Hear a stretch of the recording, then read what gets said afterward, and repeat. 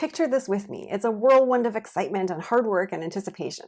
You've spent countless hours prepping and planning, working through marketing strategies and getting your team on board. Finally, the big day arrives and you're ready to go live and introduce the world to your brand new product or course, or relaunch a previous bestseller, or depending on your business model, maybe run a big sale. I don't know about you, but I've been involved in a lot of launches, and that feeling for me is always thrilling and a tiny bit overwhelming.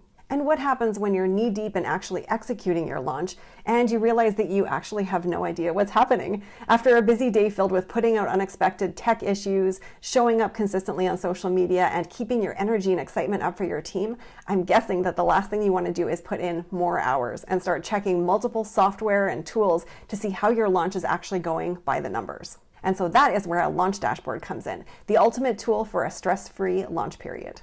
Whenever I say that I create data dashboards for businesses, I know it can be hard to visualize exactly what that looks like and how they actually work. So that's why I'm starting this series of videos that will show you specific examples of the types of dashboards that I build for my clients. Today, I'm excited to walk you through a sample launch dashboard so you can see firsthand how it can help you to stay on top of your launch metrics and maybe even see some numbers you never even thought of tracking, but that would be really, really helpful. Plus, I'm also going to review why those numbers are so important to keep an eye on and some of the actions they can lead you to take once you understand those numbers. If you're new here, my name is Kari and I help successful businesses with messy metrics tidy them up so they can use them to make informed, data-driven decisions. As I mentioned before, one of the beautiful things about a launch dashboard is it can be completely set up before the launch even goes live. This means that as soon as your registrations and sales start rolling in, you'll be able to start visualizing what's happening and how things are progressing. Not only that, but you can use that information that you now have to start making decisions on what needs to be tweaked or changed in order to optimize things. The example launch dashboard we're going to look at today is set up for a business that does a live webinar or training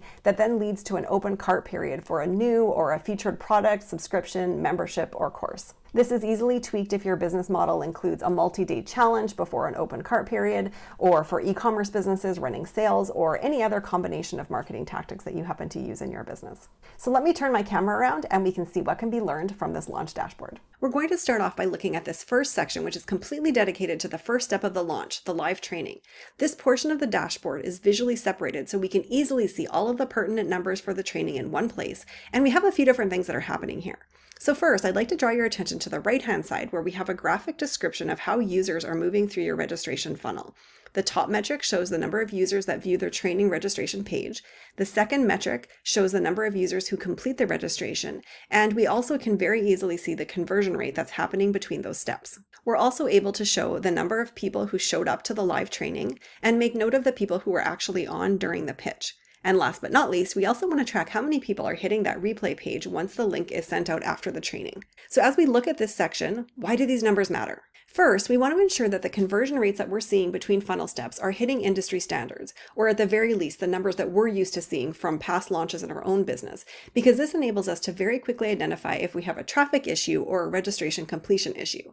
If you're not getting enough traffic, you really need to lean into your marketing and push as many interested users as possible to the page. If many users begin to hit the registration page and you're seeing a low number of people actually signing up for the training, this lets you know that there are some tweaks that could be made to your funnel. For example, in this situation, I would recommend checking that your page is loading quickly and properly, that your headline is clear and interesting for your target audience, that your layout is easy to navigate, especially on mobile, and that your registration button is actually working on both mobile and desktop. Tracking replay visitors, for example, helps you to see how engaging the topic was for your audience. If you have an incredible training that you've worked hard to prepare and you do a great job of introducing your product, course, membership, or subscription, encouraging your audience who missed it live or who want to watch it a second time is an excellent marketing strategy. Now let's take a look at the left-hand side. One of the really cool things about having your Google Analytics tracking set up properly is that you're able to use UTMs, which are bits of codes that are added to your links. If you're interested in learning more about UTMs, you can check out my video on that here. These special links enable you to see exactly where your site traffic is coming from and the actions they took once they got there, and this chart makes this super easy to see. In this example, some of the main sources for training invitations are coming from email, from paid Facebook ads, and from some users that Google Analytics are unable to track. The chart also enables us to see where the traffic originated, so for example, Facebook, as well as the type of traffic that it is. For example, was it paid or was it organic? And when it comes to emails, the magic is in this campaign information column, as when this has been configured properly, you can see the number of page visitors and completed registrations that come from each separate email. You can see this is email number 1, this is email number 2 that was set out as invitations. Now imagine the kinds of marketing decisions you can make when you know exactly how different traffic sources convert. Maybe you're pouring a ton of time and energy into Instagram only to find out that you had very few site visitors from that platform. Or maybe your first email invite brought in a super high number of interested registrants, but the next two didn't really move the needle at all. Knowing this information means that the next time you launch, you can make tweaks to what didn't work. And not only for your next launch, but you can now make real-time decisions about what changes to make and where to throw your marketing efforts to make the most of your current launch. If you're using any kind of paid traffic to registration pages like this, using UTMs is incredibly helpful here as well. This chart shows exactly how many users came from paid traffic and how many came from organic. And I make this even easier by adding these 3 drop-downs, which enable us to sort by any of these parameters. So for example, we can see that the overall registration conversion for traffic sources for all of the different types is about 58%. But if we come up here to medium, and we select only CPC, which is the paid Facebook traffic, we can see that this chart updates and that the conversion rate drops to the low 50%. And if we do the opposite and just remove the paid traffic so we only see the organic, you can see that the conversion rate actually jumps up to over 70%. So why does this matter? Well, cold and warm audiences might respond very differently to different messaging, and it might be effective to trial different headlines for your different audiences, especially if you're paying for that Facebook traffic and you want to make the most of it. So now that you've made it through your free training, we're on to the key part of the launch, sales. So again, we're going to move down here, and on the right-hand side of this visualization, we can see how people are moving through the funnel. You'll actually see 2 versions of this here, which is done very intentionally.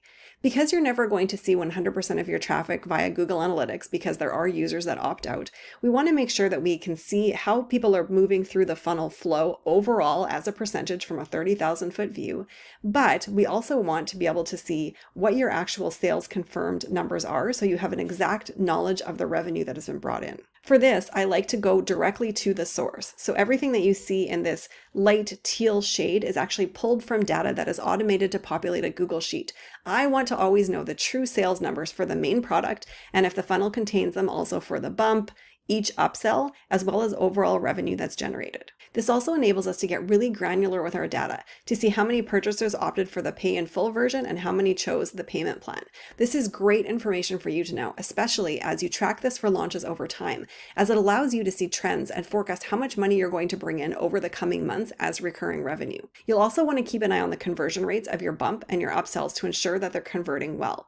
If they're not, revisit your pricing and if the products being offered make sense as an additional item to go with your initial product that you're selling. You'll again see here on the left that we're tracking sources just like we did for the training registration. Launch periods typically involve a more high intensity email sequence, and you might have 5 or 10 or 15 emails that go out during that period. It is incredibly powerful to see exactly which of those emails are driving traffic and sales, especially if this is a launch you're planning to run again in the future or if you're wanting to move it to an evergreen format. Since you can see exactly which emails are leading to conversions and which ones aren't, you can focus your copywriting on those emails that aren't pulling their weight and stay away from the ones that actually are connecting with your audience, and don't make any changes to those. Some other fun things I like to track are the devices being used to visit the sales page and the payment processors being used at checkout. While these might not seem like important metrics, they're actually really great to help identify any problems with your sales funnel. For example, if you have a decent number of sales come through and they're all from desktop or are purchased through Stripe, it's a good indication that your mobile site version or PayPal integration might not be working properly. This means you or your team can get back to testing right away and try to deal with the bottleneck before you're left with very frustrated potential customers. I recently experienced this myself as I attempted to make a purchase through an online funnel via PayPal. Due to the formatting of the mobile version, an image element ended up being displayed over the Pay with PayPal button, making it impossible to check out. If that business owner had been tracking how many purchases were made from their different processors, this likely could have been identified and fixed really quickly. As I mentioned earlier, tracking actual sales data through your cart tool or payment processor allows you to have completely up-to-date sales data at your fingertips. I like to visualize the total amount of cash collected for those who purchase via pay in full and payment plan options, as well as the amount of cash generated from both bumps and upsells. I also like to take a look at the expected recurring revenue that will come in future months based on payment plan purchases. And then also we can see the total amount of cash collected, and then also add in the future payment plans to give us the total sale value for our launch. Finally, I like to visualize daily sales in a few different ways. First, by cash collected during each day of the launch. Second, by product sales on each day of the launch, and also by pay in full versus payment plan based on day of the launch. I find these values are really important to track over time. Launches tend to be very energetically draining, and while you have that boost of adrenaline on the first day and the excitement of close card day, that middle period can be really, really hard. Most business owners start questioning all sorts of things when they see sales dip, and they almost always do in the middle of a launch, and persevering through and continuing to show up is a tough mental challenge. But if you know, based on your past data, that you see 30% of sales on the first day, 10% of your sales spread out over the next 4 days, and 60% of your sales on the final day of the launch, this enables you to go back to that very undramatic data and ground things in logic. It helps you to keep showing up consistently, knowing that you need to see the whole launch plan through, no matter how your sales are coming in throughout the week. You can then also make data-driven decisions about plot twists or extra bonuses added towards the end of your launch period to help entice buyers to buy. If you know that many of your customers who opt for payment plan purchases end up purchasing towards the end of your launch, one way that you could try to boost sales as you near cart close would be to add in an extended payment plan and announce that in one of your emails that goes out towards the end of your launch period.